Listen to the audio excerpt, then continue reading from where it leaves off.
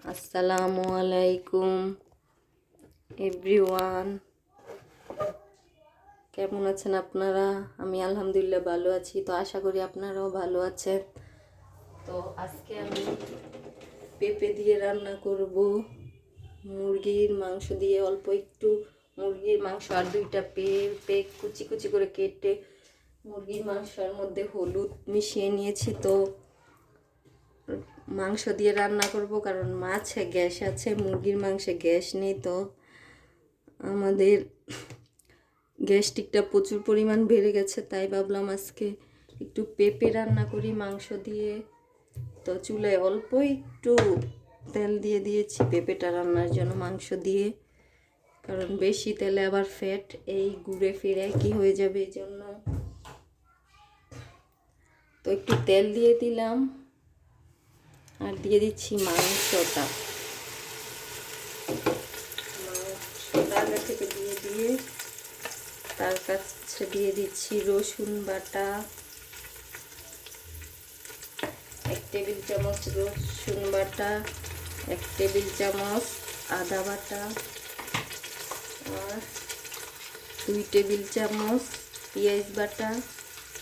তো সমস্ত উপকরণ দেওয়া হয়ে গেছে।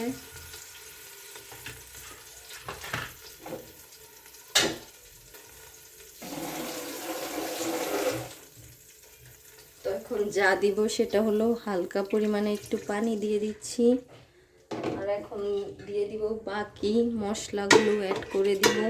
তো মাংসটা প্রথমে কষিয়ে তারপর পেঁপেটা রান্না করব।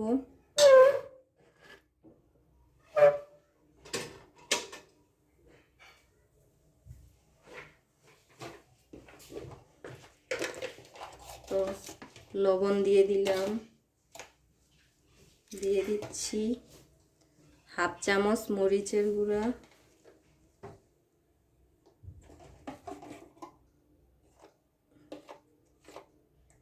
দিয়ে দিচ্ছি 1/2 চামচ হলুদের গুঁড়ো,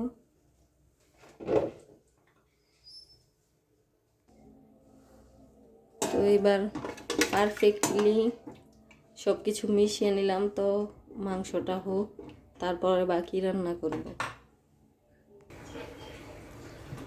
তো দেখুন এভরিওয়ান, পুরো মাংসটা হয়ে গেছে, ধোঁয়া উঠতেছে।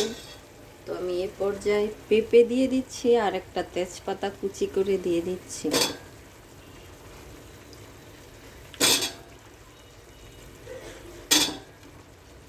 মাংসটা ভাববেন যে কালারফুল হয়নি, আসলে পেঁপের তরকারিতে এত হলুদ মরিচ মশলা দিতে হয় না, কারণ এটা তো গ্যাসের জন্যই বেশিরভাগ রান্না করা হয়।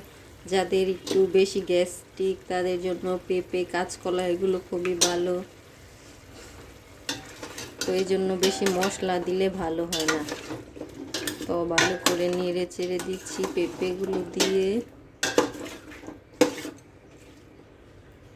এখন আবারও ঢাকনা দিয়ে ঢেকে দিব পেঁপেগুলো যেন সিদ্ধ হয়, তারপর আমি ঝোলের জন্য পানি দিয়ে দিব। তো এতক্ষণ পর্যন্ত আপনারা আমার সাথেই থাকুন। এই যে দেখুন, মাংস তো পুরো পারফেক্টলি হয়ে গেছে, তো পেঁপেটাও আধা সিদ্ধ হয়ে গেছে। এখন ঝোলের জন্য পর্যাপ্ত পরিমাণ পানি দিয়ে দিচ্ছি। পেঁপের ঝোলটাই সবচেয়ে বেশি উপকার আমাদের শরীরের জন্য। এবার অপেক্ষা করব যেন ভাপ আসে এই পর্যন্ত। তো দেখুন গাইস, আমার রান্নাটা প্রায় কমপ্লিট হয়ে গেছে। তো একটু নেড়ে চেড়ে নেই, পেঁপেগুলো সিদ্ধ হয়ে গেছে একদম পারফেক্টলি। তো এখন আমি চুলার জালটা নিভিয়ে দিব।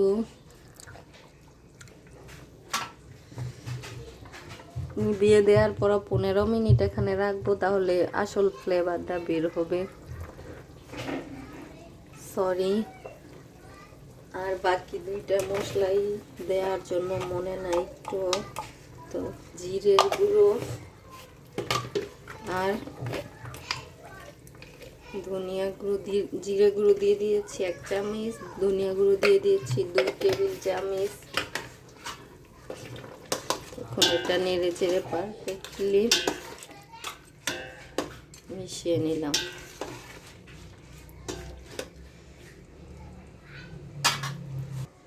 তো দেখুন গাইস, পারফেক্টভাবে আমার পেঁপে দিয়ে মুরগির মাংস দিয়ে রান্না করেছি। আমি কিন্তু এটা মুরগির মাংস দিয়ে রান্না করছি। চাইলে ব্রয়লার মুরগি বা গরুর মাংস দিয়েও রান্না করা যায়, মাছ দিয়ে তো রান্না করা যায়। তো আমি পারফেক্টভাবে রান্না করে দিয়ে ফেলেছি পেঁপে দিয়ে মুরগির ঝোল। তো আজকের ভিডিও এই পর্যন্তই শেষ। আসসালামু আলাইকুম।